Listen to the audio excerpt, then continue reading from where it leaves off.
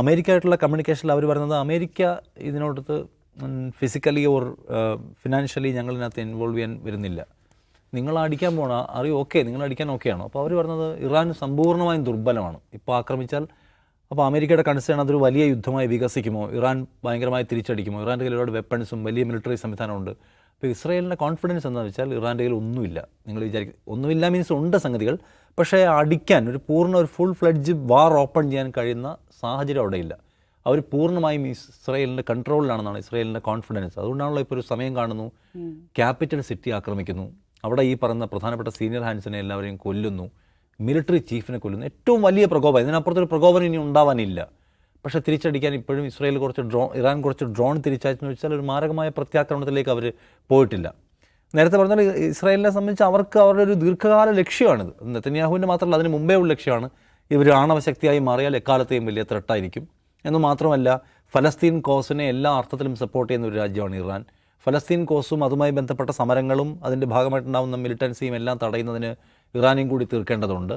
പിന്നെ നെതന്യാഹുവിൻ്റെ സ്വാഭാവികമായിട്ടുള്ള ആഭ്യന്തരമായ രാഷ്ട്രീയ താല്പര്യങ്ങളും, യുദ്ധം എസ്കലേറ്റ് ചെയ്യുക, അതിൻ്റെ തുടർച്ച ഉറപ്പാക്കുക, അതുവഴി മറ്റ് സംഗതികൾ മറികടക്കാൻ പലതരം റീസൺസ് ഉണ്ട്.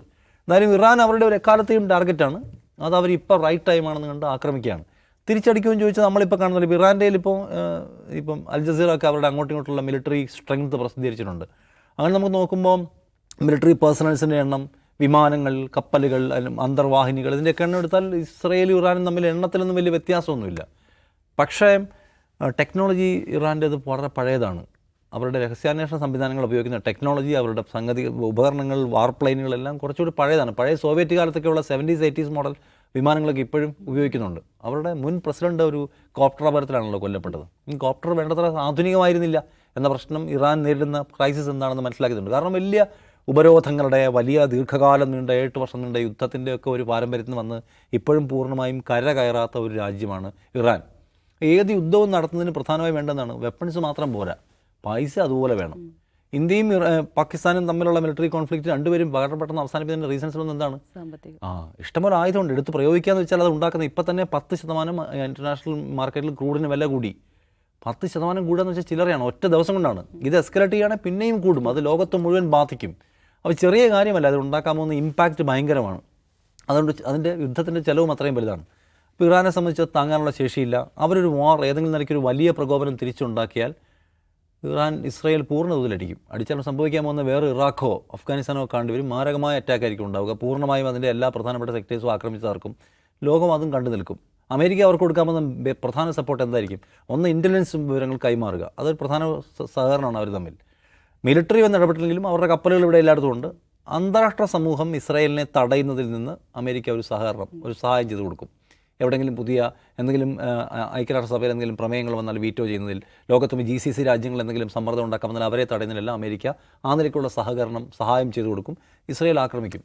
ഇറാനെ സംബന്ധിച്ച് അതിനെ മറികടക്കുക പ്രയാസമുള്ള കാര്യമായിരിക്കും തോന്നുന്നു. അതുകൊണ്ട് ഒരു വലിയ പ്രകോപനം തിരിച്ച്, അല്ലെങ്കിൽ വലിയൊരു പ്രത്യാക്രമണം തിരിച്ച് പൂർണ്ണതോതിലൊരു യുദ്ധം ഓപ്പൺ ചെയ്യാൻ ഇറാന് കഴിയുമോ എന്ന് സംശയമാണ്. അവരുടെ നേരത്തെ പറഞ്ഞ പോലെ ഒരു രാത്രി നോക്കൂ, ഈ യുദ്ധം അമേരിക്ക ഓൾറെഡി ഒരാഴ്ച മുമ്പ് തന്നെ അനൗൺസ് ചെയ്യുന്നുണ്ട്, ഇത് ആക്രമിക്കാൻ പോവുകയാണ്. എന്നിട്ട് അമേരിക്കൻ പൗരന്മാരോട് നിങ്ങൾ അവിടെ നിന്ന് മാറിക്കൊള്ളാൻ പറയുന്നുണ്ട്. അപ്പോൾ അത്രയും അമേരിക്ക ഇത് പരസ്യമായി പ്രഖ്യാപിച്ച ശേഷം ഒരാഴ്ചയോളം നീണ്ട യുദ്ധഭീതി അന്തരീക്ഷത്തിൽ മൊത്തം നിന്നതിന് ശേഷം നടത്തുന്ന ആക്രമണത്തിലാണ് ആയത്തുള്ള ഖാംനയുടെ മുഖ്യ ഉപദേഷ്ടാവ് കൊല്ലപ്പെട്ടു എന്ന വിവരം പുറത്തു വരുന്നത്, മിലിറ്ററി ചീഫ് കൊല്ലപ്പെടുന്നത്, ആണവശാസ്ത്രജ്ഞന് കൊല്ലപ്പെടുന്നു എന്നുള്ള വിവരം പുറത്തു വരുന്നത്. അത്രയും വീക്കാണ് ഇറാൻ്റെ സംവിധാനങ്ങളെന്നാണ് മനസ്സിലാക്കേണ്ടത്.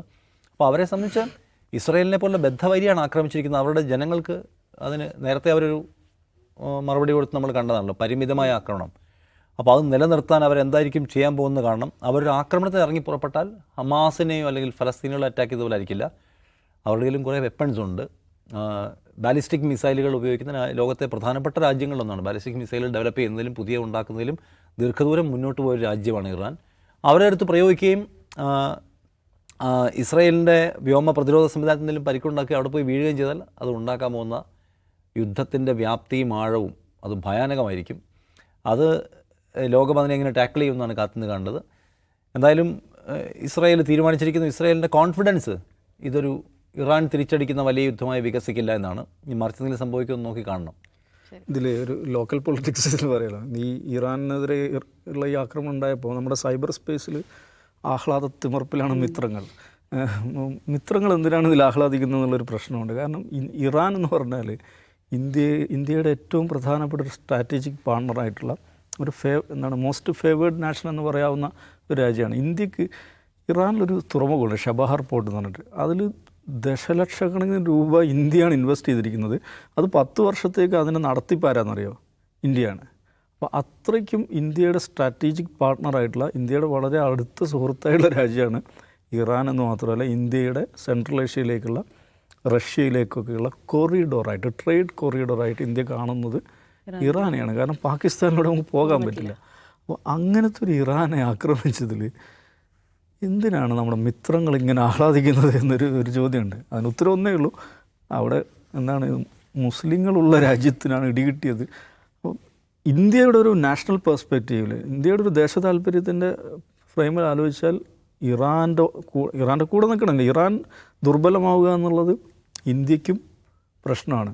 പക്ഷേ മിത്രങ്ങൾ ആഹ്ലാദത്തിമർപ്പിലാണ്. ഒരു കാര്യമുള്ളതേ, ഈ ഫലസ്തീനിലെ ഒക്ടോബർ 7-ന് ശേഷം തിരിച്ചാക്രമണം ഉണ്ടായപ്പോൾ ഇവിടെ ചില സിദ്ധാന്തക്കാർ, ഇടതുപക്ഷ സിദ്ധാന്തക്കാർ പറഞ്ഞത് ചുണ്ടങ്ങ കൊടുത്ത് വഴുതനങ്ങ മേടിച്ചാണ്, ഇസ്രായേൽ അങ്ങനെയൊന്നും ആക്രമിക്കുന്ന രാജ്യമല്ലല്ലോ എന്ന മട്ടിൽ ഇന്ന് നോക്കൂ, ഒരു സ്വതന്ത്ര പരമാധികാര രാഷ്ട്രത്തിലേക്ക് കടന്നു കയറി ആക്രമണം നടത്തിയിരുന്നു ഇസ്രായേൽ. ഒരു പ്രകോപനമില്ലെന്ന് നമുക്ക് ഓർക്കണം, ഒരു പ്രകോപനമില്ല. അവരെ ആക്രമിച്ചപ്പോലും അവർ പരിമിതമായാണ് തിരിച്ചടിച്ചത്. അപ്പോൾ ഇസ്രായേൽ ഇന്ന് പിണറായി വിജയൻ പറഞ്ഞ ഒരു തെമ്മാടി രാഷ്ട്രമാണെന്ന് ലോകത്തിന് മുമ്പിൽ കൂടുതൽ വെളിപ്പെട്ട് വരുന്ന സമയത്ത് ഈ ചുണ്ടങ്ങ തിയറിക്കാർക്ക് എന്താണ് പറയാനുള്ളതെന്ന് കേട്ടാൽ എനിക്ക് താല്പര്യമുള്ള വിഷയമാണ്. കാരണം എന്ത് ചുണ്ടങ്ങ കൊടുത്തിട്ടാണ് ആക്രമിച്ചത്? അപ്പോൾ ഇസ്രായേൽ ആക്രമിക്കുമ്പോൾ മാത്രം തിരിച്ചടിക്കുന്ന ഒരു രാജ്യമല്ല, അത് ഏകപക്ഷീയമായി ആക്രമിക്കുന്ന ഒരു രാജ്യമാണെന്ന് കൂടുതൽ വെളിപ്പെട്ട് വന്നിരിക്കെ ഈ സിദ്ധാന്തക്കാർ എന്തായിരിക്കും ഇപ്പോൾ എഴുതി ഉണ്ടാക്കിക്കൊണ്ടിരിക്കുന്നതെന്ന് എനിക്ക് കൗതുകമുണ്ട്.